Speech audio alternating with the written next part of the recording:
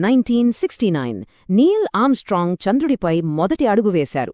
అప్పుడు ప్రపంచం మొత్తం ఊపిరి బిగబట్టుకుని చూసింది. అదే అమెరికా, సోవియట్ యూనియన్ మధ్య జరిగిన ఒక పెద్ద ఆధిపత్య పోరు. కాని ఆ చారిత్రాత్మక ఘట్టం తర్వాత దాదాపు అర్ధశతాబ్దం పాటు చంద్రుడిపై ఒక రకమైన నిశ్శబ్దం. ఎవ్వరూ అటువైపు పెద్దగా చూడలేదు. అయితే ఇప్పుడు ఆ నిశ్శబ్దం బద్దలైంది. అంతరిక్షంలో మళ్లీ ఒక కొత్త అలజడి, ఒక కొత్త ఉత్సాహం మొదలైంది. అవును, నిపుణులు సరిగ్గా దీన్నే స్పేస్ రేస్ 2.0 అని పిలుస్తున్నారు. ఈసారి పాత ప్రత్యర్థులతో పాటు మన భారత్ కూడా ఈ రేసులో చాలా ముందుంది. అసలు ఇంత హఠాత్తుగా ఈ కొత్త పోటీ ఎందుకు మొదలైంది? చంద్రుడి మీద ఏముందని దేశాలన్నీ ఇంతలా పరుగులు పెడుతున్నాయి? పదండి, ఈ విశ్లేషణలో ఈ విషయాలన్నీ వివరంగా చూద్దాం. సరే, అసలు విషయానికి వద్దాం. ఈ కొత్త రేస్ని అర్థం చేసుకోవాలంటే మనం మొదట ఒక చాలా ముఖ్యమైన విషయాన్ని గుర్తించాలి. అదేమిటంటే, ఈసారి దేశాలను నడిపిస్తున్న ప్రేరణ మొదటి స్పేస్ రేస్కి పూర్తిగా భిన్నమైనది. అసలు సంబంధమే లేదు. ఒకప్పుడు స్పేస్ రేస్ అంటే అది కేవలం జాతీయ ప్రతిష్ట కోసం. ఎవరు ముందుగా వెళ్తారు, ఎవరి జెండానక్కడ పాతుతారు అనేది ముఖ్యం, అంతే. కాని ఇప్పుడు పరిస్థితి పూర్తిగా మారిపోయింది. ఇది కేవలం గర్వం కోసం కాదు, ఇది మన భవిష్యత్తు అవసరం కోసం జరుగుతున్న పోటీ. ఇప్పుడు అసలైన ప్రశ్న, చంద్రుడి నుంచి ఏమి లాభం పొందవచ్చు అనేదే. మరి ఆ అవసరాలు ఏంటి? ముఖ్యంగా చూస్తే, 1. చంద్రుడిపై ఉన్న హీలియం-3 వంటి విలువైన ఖనిజాలు. ఇవి భూమిపై స్వచ్ఛమైన శక్తిని ఉత్పత్తి చేయగలవని ఒక అంచనా. 2. అత్యంత కీలకమైన నీటి వనరులు, ముఖ్యంగా దక్షిణ ధ్రువంలో ఘనీభవించిన మంచు రూపంలో. ఈ నీటిని ఇంధనంగా, ప్రాణవాయువుగా కూడా మార్చవచ్చు.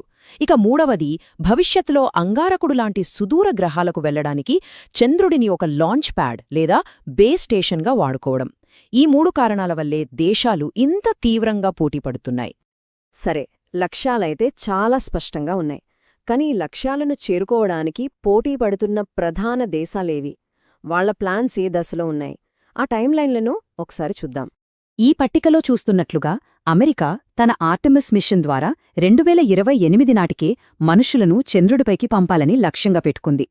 మరోవైపు చైనా చాలా వేగంగా తన ప్రాజెక్టులను పూర్తి చేస్తూ 2030 కల్లా చంద్రుడిపై తన వ్యోమగాములను నిలపాలని ప్లాన్ చేస్తోంది. ఇక చంద్రయాన్-3 విజయంతో దూసుకుపోతున్న మన భారత్ 2040 నాటికి భారతీయ వ్యోమగాములను చంద్రుడిపైకి పంపాలనే ఒక స్పష్టమైన లక్ష్యాన్ని నిర్దేశించుకుంది. ఇక్కడ కనిపిస్తున్న ఈ టైంలైన్లు కేవలం తేదీలు కాదు, ఇవి ఆయా దేశాల వ్యూహాత్మక ఆశయాలకు ప్రతీకలు. ఇంతలా పోటీపడటం వెనక ఉన్న అసలైన వ్యూహాత్మక ప్రయోజనాలేమిటో ఇప్పుడు కొంచెం లోతుగా చూద్దాం. చంద్రుడిపై పట్టు సాధించడం వల్ల ప్రధానంగా 3 ప్రయోజనాలున్నాయి. మొదటిది జియోపాలిటిక్స్. అంతరిక్షంలో ఏ దేశం పైచేయి సాధిస్తే భవిష్యత్తులో భూమిపై కూడా ఆ దేశానిదే ఆధిపత్యముంటుంది. రెండవది రక్షణ, అంటే శాటిలైట్ టెక్నాలజీ, నిఘా వ్యవస్థలపై పూర్తి పట్టు సాధించడం. ఇక 3వది అన్వేషణ. భూమి యొక్క గురుత్వాకర్షణ నుంచి బయటపడటం చాలా కష్టం, చాలా ఖర్చుతో కూడుకున్నది. అదే చంద్రుడిపై గురుత్వాకర్షణ తక్కువ కాబట్టి అక్కడి నుండి ఇతర గ్రహాలకు ప్రయాణించడం చాలా సులభం. అందుకే దాన్ని అంతరిక్షంలో అల్టిమేట్ హైగ్రౌండ్ అని అంటారు. ఇప్పుడు ఈ రేసులో అత్యంత విప్లవాత్మకమైన ఆలోచన ఇదే. అదే ఈ రీఫ్యూలింగ్ స్టేషన్ కాన్సెప్ట్. అంటే ఏమిటంటే, అంగారక గ్రహం వంటి సుదూర ప్రాంతాలకు భూమి నుంచి నేరుగా వెళ్లాలంటే భారీగా ఇంధనం కావాలి. దానికి బదులుగా చంద్రుడిపై దొరికే నీటిని విడగొట్టి రాకెట్ ఇంధనాన్ని తయారు చేసి అక్కడి నుండి ఇతర గ్రహాలకు వెళ్లడం. అంటే చంద్రుడిని ఒక హైవే పెట్రోల్ బంక్ లాగా మార్చుకోవడమన్నమాట. ఇది అంతరిక్ష ప్రయాణంలో ఒక పెద్ద విప్లవాన్ని సృష్టిస్తుంది. ఇంత పెద్ద ప్రపంచ పోటీలో మరి మన భారత్ ఎక్కడ ఉంది? కేవలం ఒక పోటీదారుడిగానే మిగిలిపోయిందా? అస్సలు కాదు.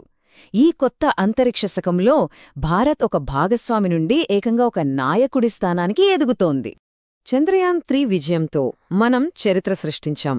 అత్యంత కఠినమైన చంద్రుడి దక్షిణ ధ్రువంపై విజయవంతంగా ల్యాండర్ను దించిన మొట్టమొదటి ఏకైక దేశంగా భారత్ నిలిచింది. ఇది మనల్ని ఈ రేస్లో వెనక నుండి అనుసరించేవాడిగా కాకుండా ఒక మార్గదర్శకుడుగా, ఒక లీడర్గా నిలబెట్టింది. మన ప్రయాణం ఇక్కడితో ఆగిపోలేదు. మరి మన తదుపరి లక్ష్యమేంటి? అదే గగన్యాన్ మిషన్. దీని ద్వారా మన వ్యోమగాములను అంతరిక్షంలోకి పంపేందుకు ఇస్రో సిద్ధమవుతోంది. అంతేకాదు, అంతరిక్ష రంగాన్ని ప్రైవేట్ కంపెనీలకు కూడా తెరవడం వల్ల ఎన్నో కొత్త స్టార్టప్లు ఈ రంగంలోకి దూసుకువస్తున్నాయి. ఇది మన అంతరిక్ష కార్యక్రమానికి ఒక కొత్త ఊపునిస్తుంది. స్పేస్ రేస్ 2.0 అనేది కేవలం ఒక ఆరంభం మాత్రమే. రాబోయే 2 దశాబ్దాలలో మనం ఊహించని ఎన్నో అద్భుతాలు చూడబోతున్నాం. టెక్నాలజీ ఇలాగే అభివృద్ధి చెందితే బహుశా మనం చంద్రుడిపై టూరిస్టులుగా వెళ్లే కాలం కూడా మరెంతో దూరంలో లేదేమో. అయితే ఒక ఆసక్తికరమైన ప్రశ్న మిగిలి ఉంది. మన లక్ష్యం 2040. కాని అంతకంటే ముందే మన వ్యోమగాములు చంద్రుడిపై అడుగుపెట్టే సత్తా మన ఇస్రోకు ఉందంటారా? దీనిపై ఏమనుకుంటున్నారు? భారత్ ఈ లక్ష్యాన్ని ముందుగానే చేరుకుంటుందా లేదా? దీనిపై మీ అభిప్రాయాన్ని కింద కమెంట్ సెక్షన్లో తప్పకుండా మాతో పంచుకోండి. ఇలాంటి మరిన్ని లోతైన, ఆసక్తికరమైన విశ్లేషణల కోసం వేదవ్యాస అకాడమీకి సబ్స్క్రైబ్ చేసుకోండి. మళ్ళీ కలుద్దాం.